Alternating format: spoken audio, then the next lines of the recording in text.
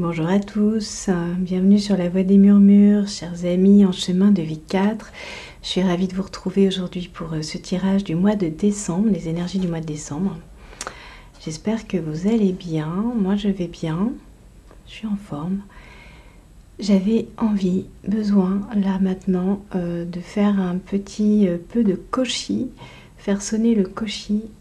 Alors je sais pas, ça doit vous parler sûrement. Je vais faire un petit peu de koshi pour harmoniser les énergies. N'hésitez pas à passer la vidéo si ça ne vous parle pas. Et moi je sens que j'en ai besoin pour commencer le tirage. Et comme il n'y a pas de hasard,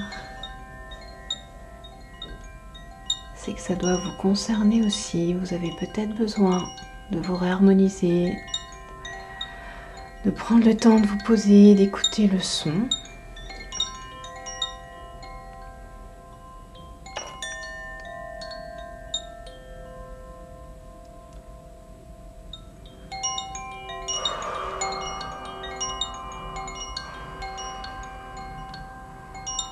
De respirer,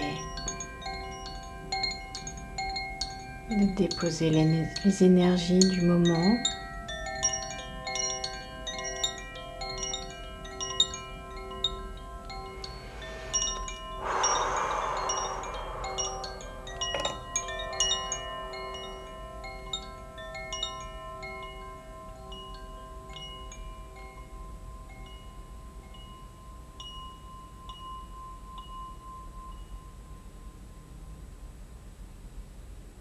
Moi, je sens que ça fait du bien, que ça fait descendre dans le sol, dans les pieds, plein de choses. Alors, on est parti. Je vais commencer par un message de ma petite boîte à messages. Petit message pour commencer, orienter un petit peu le... Ah, j'arrive pas à la sortir, pardon. C'est celle-là que je veux. Ok, c'est une recette. Ok, on est sur une recette. Alors, je vais vous dire quelle recette. Alors, je fais pas de la cuisine ici, hein, mais si ça peut vous parler. On vous parle de différentes recettes pour accompagner des grillades. Et de l'autre côté, on vous parle de chantilly. Une chantilly parfumée. Il y a quelque chose avec le goût, ou en tout cas, ou quelque chose avec la cuisine, quelque chose avec peut-être les sensations. Moi, j'ai commencé à vous faire du koshi, donc à vous faire de la musique. Est-ce qu'il y a quelque chose où vous avez besoin de vous poser pour ressentir un certain nombre de choses peut-être? On va voir. Allez, on est parti.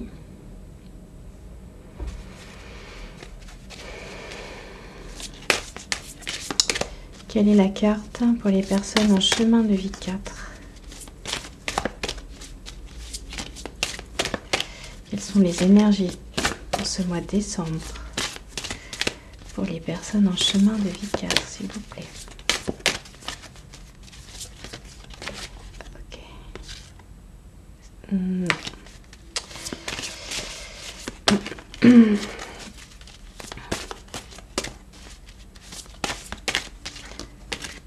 Alors, vous pouvez passer la vidéo, hein, quand je bats les cartes, c'est la même chose. Moi, je prends mon temps, je prends le temps qu'il me faut, parce que c'est le temps qui est, et donc je force rien. J'essaye pas de rentrer dans un cadre. Voilà, c'est le temps de mon tirage, il est comme ça, c'est le temps de ma guidance et je respecte ce temps, mais bien sûr, je vous empêche pas d'avancer la vidéo. Alors, on a une carte à l'envers, je la pose à l'envers, c'est Issaz. On va pas me la repasser à l'endroit pour vous la montrer. Elle est magnifique, hein. C'est vraiment des cartes très très belles. On a une femme cerf posée sur des ossements. On va aller voir la signification de cette carte.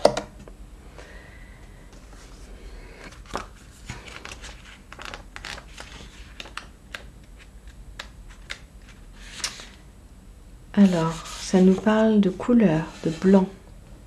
Ça nous parle de l'air et de l'hermine. Elle est la conscience de la mort de soi, la mort de l'autre.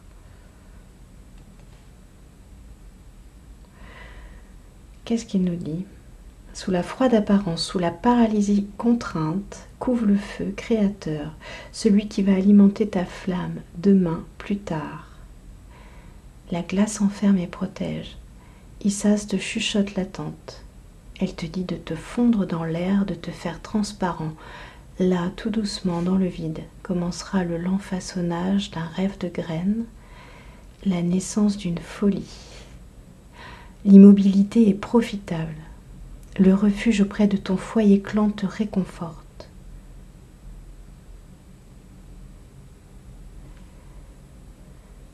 Alors, c'est ça, vous voyez, quand je vous disais, vous avez peut-être besoin de vous poser. Issaz vient confirmer que vous êtes dans un moment où il est nécessaire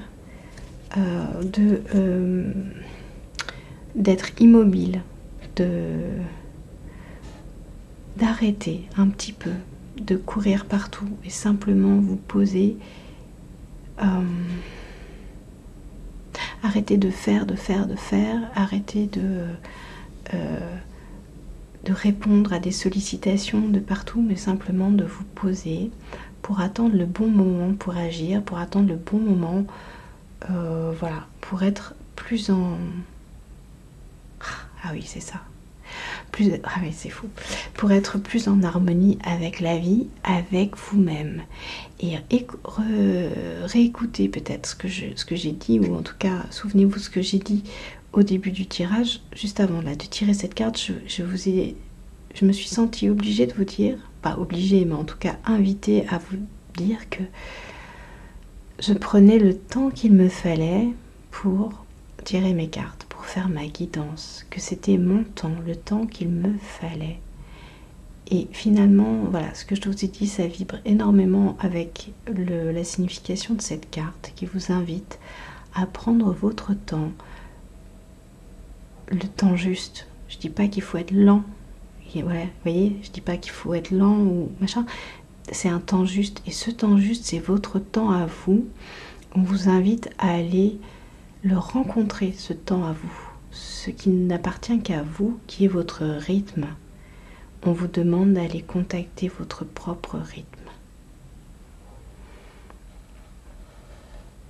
Et voyez, cette première carte qui nous parlait de cuisine, c'est un peu ça aussi, c'est prendre le temps.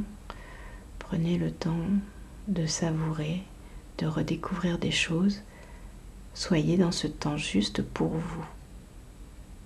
C'est un grand message pour vous, les personnes en chemin de vie 4 aujourd'hui. Ouf, c'est très fort, très très fort. En dos de deck, on a Ingoise, qui est le sanglier. Alors, je regarde juste sa signification rapidement. Ingoise.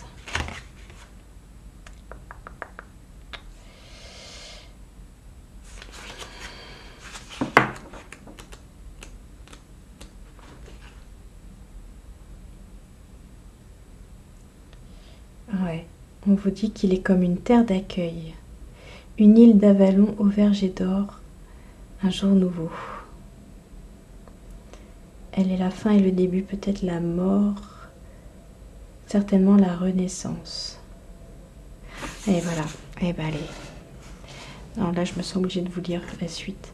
Ingoise, comme le sanglier, est lié au grand cycle naturel, aux bombances de l'automne. On nous parle de bombances, vous voyez, et là on parlait de cuisine. Vous avez cuisine sur les deux, chantilly, aubergine, ratatouille. Aux chasses et à la mort rituelle, au cœur de l'hiver, elle naît au printemps, emplie de la force de la graine germant. En fait, Ingoise, elle fait un peu suite à Issaz, c'est-à-dire qu'on vous dit que il est important de vous mettre dans une forme de... Alors, je ne sais pas si je peux dire immobilité, mais en tout cas, dans les cycles saisonniers, c'est ça, c'est qu'on va voir l'hiver, on va voir une descente de sève. un cycle qui donne l'impression de s'arrêter pour repartir au printemps. Et là, on vous dit, pour l'appliquer à vous, ralentissez, ralentissez, jusqu'à vous regorger finalement de tout ce que vous êtes et pouvoir ensuite le déployer. Il y a quand même une notion de ralentissement dans l'histoire dans l'histoire de suivre votre rythme. Je pense quand même que vous êtes peut-être un peu hyperactif et peut-être un peu trop dans le faire, vouloir, etc. Et sans vous écouter. Donc je pense qu'il y a vraiment cette notion de rythme et de ralentissement pour vous. Je pense que c'est important. Allez, on continue. Maintenant qu'on a dit tout ça, on va continuer avec une carte de tarot. C'est beau, j'aime beaucoup votre tirage, vous avez des belles cartes. Ouais, surtout, j'aime beaucoup l'oracle que j'ai utilisé, qui est, je trouve, très très puissant, très parlant. Avec ces cartes vikings qui nous parlent, qui s'ajustent très bien à l'hiver, justement. Allez, petite carte du tarot. Et on a le 2 de coupe. Alors c'est très drôle parce que j'ai fait plusieurs tirages avant et pour les autres chemins de vie. Et j'ai systématiquement le 2 qui tombe dans les différentes figures. 2 de coupe. On nous parle d'une dualité. Une dualité sentimentale. Ah, c'est marrant parce que je suis en train de voir le ventre de cette personne, ce bouc. Et donc, je sais pas pourquoi. Ça me parle de ventre. On vient de se parler de manger. Il y a peut-être quelque chose autour du ventre, la digestion.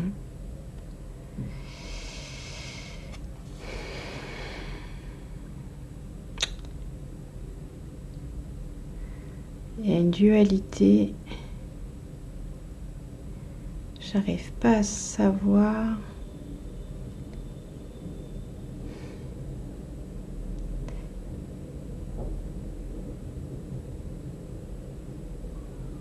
Ouais, c'est comme si en ce moment vous agissiez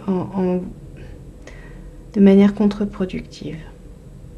C'est-à-dire que vous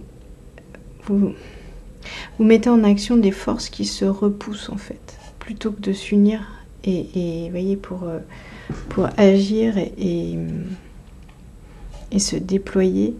En fait, cette action dans laquelle vous êtes, cette frénésie, elle crée des forces contraires qui finalement ne vous aident pas, ne vous permettent pas d'aller où vous voulez.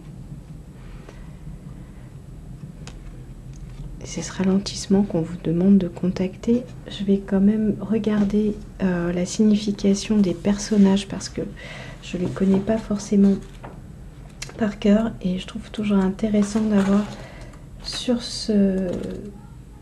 ces tarots très particuliers d'avoir la signification. Oui, donc là on nous parle de Gilgamesh en Irak. C'est la mythologie sumérienne. On nous parle d'une relation idéale qui néanmoins connaît des difficultés.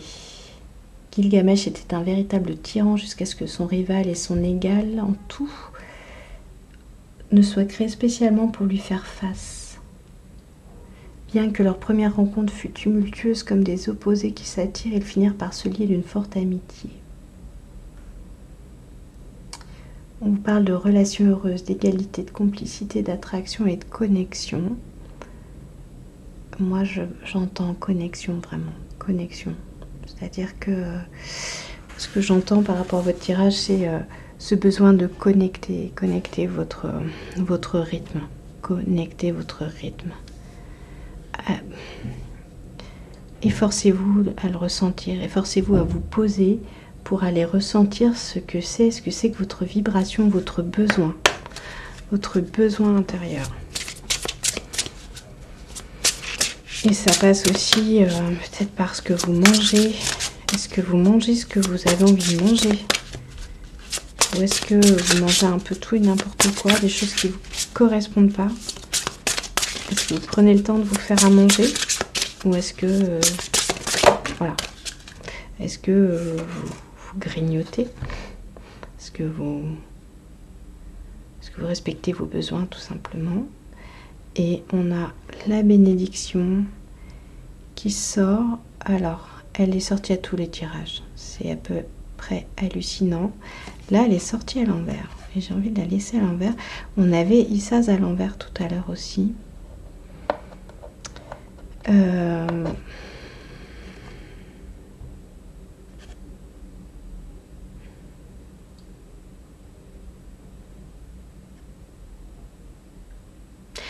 Je ressens qu'on vous demande vraiment, on vous invite vraiment à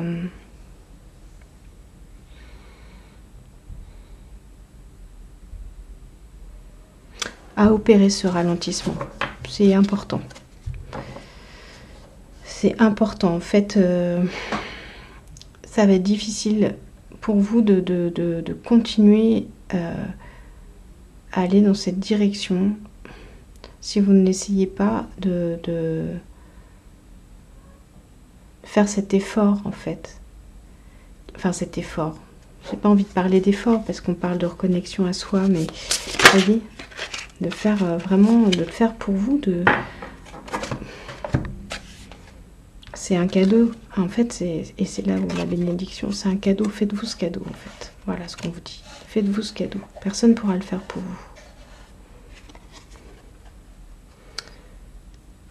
On vous demande vraiment de vous reconnecter, ouais, à terre-mère. Vous avez vraiment besoin de ça. Là, je pense que vous êtes peut-être un peu égaré quand même. Un peu égaré, pris dans une frénésie, peut-être. Voilà. Vous avez le droit de mettre vos limites. Si vous ressentez une pression de l'extérieur, vous avez le droit de mettre vos limites. De mettre vos limites pour vous-même. C'est très important. Quand vous aurez mis vos limites, vous saurez repartir dans une bonne énergie pour vous. Ok. Allez, qu'est-ce qui vient? Voilà, allez voir la sagesse des royaumes cachés.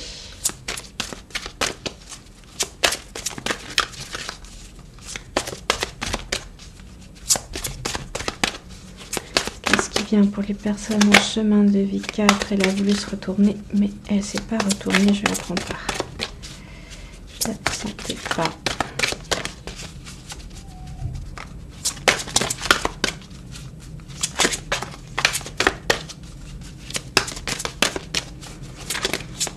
Allez, la personne en chemin de vie 4.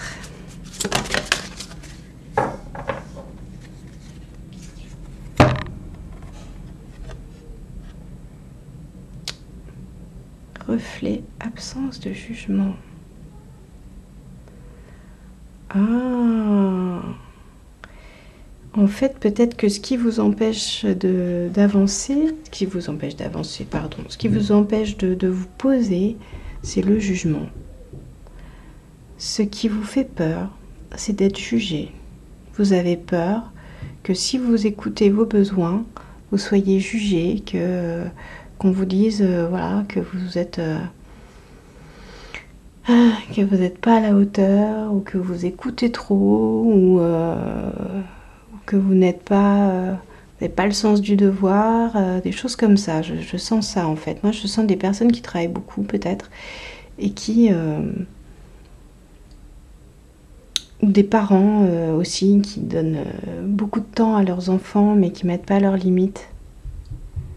Je dis pas qu'il faut pas s'occuper des enfants, hein, mais il faut trouver le juste équilibre entre leur donner du temps, une vraie présence et se laisser bouffer par les enfants. Et j'aime pas ce terme. Et finalement donner beaucoup mais sans être présent. Je vais le dire plutôt comme ça. il y a de la culpabilité derrière. Il y a une culpabilité qui vous empêche de le faire. Prenez conscience de cette culpabilité. Pourquoi est-ce que vous vous sentez coupable? Regardez cette culpabilité et simplement, ne vous jugez pas et n'ayez pas peur de prendre la responsabilité de votre bien-être et de poser vos limites et de vous poser simplement, de prendre ce temps.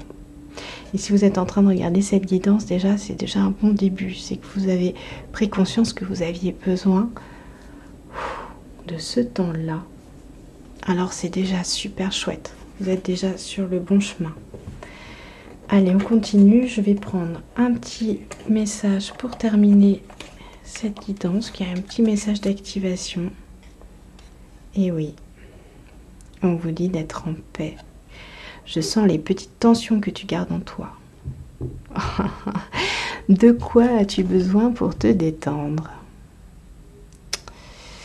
Imagine que cela t'a été accordé. Nul besoin de te tracasser. Crois en moi. Je sens que tu as besoin de te détendre. Chers amis, en chemin de vie 4, voilà ce que j'ai pour vous. Prenez ce temps pour vous, faites-vous du bien.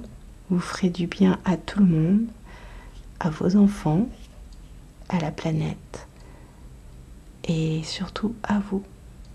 Je vous embrasse. À très bientôt sur la voie des murmures.